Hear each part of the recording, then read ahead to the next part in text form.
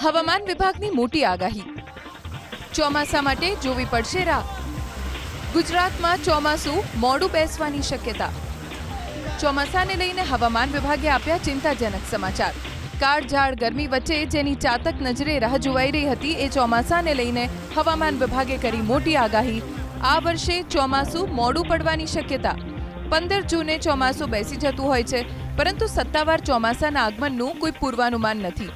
મહારાષ્ટ્રમાં આગમન બાદ જ ગુજરાતમાં ચોમાસાની એન્ટ્રી થશે. આ વર્ષે ચોમાસાના આગમન માટે રાહ જોવી પડી શકે છે. ચોમાસું મોડું પડતા ખેડૂતો ચિંતિત છે.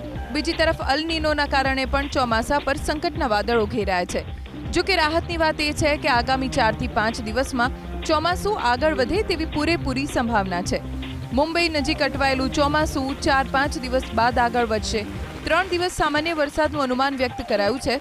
આજે બનાસકાંઠા, સાબરકાંઠા, અરવલ્લીમાં સામાન્ય વરસાદ પડી શકે છે. તો 17 અને 18 જૂનના સુરત, તાપી, નવસારી, ડાંગ, વલસાડ, દમણ, દાદરા નગર હવેલીમાં સામાન્ય વરસાદનું અનુમાન છે. જ્યારે 19 જૂનથી વાતાવરણ સૂકું રહેશે. અમદાવાદ શહેરમાં વાદળછાયું વાતાવરણ રહેશે.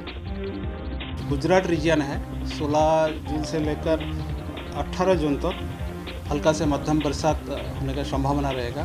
आज जो डिस्ट्रिक्ट हम हल्का से मध्यम बरसात के लिए पूर्वानुमान दे रहे हैं, इसमें बनासकांठा, साबरकांठा और अरवली के लिए दिया गया है.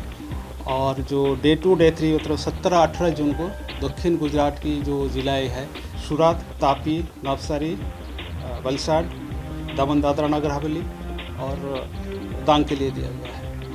ये है 17-18 के लिए दिया गया है. और बाकी दिन मौसम आमतौर पर शुष्क रहने का पूर्वानुमान दिया गया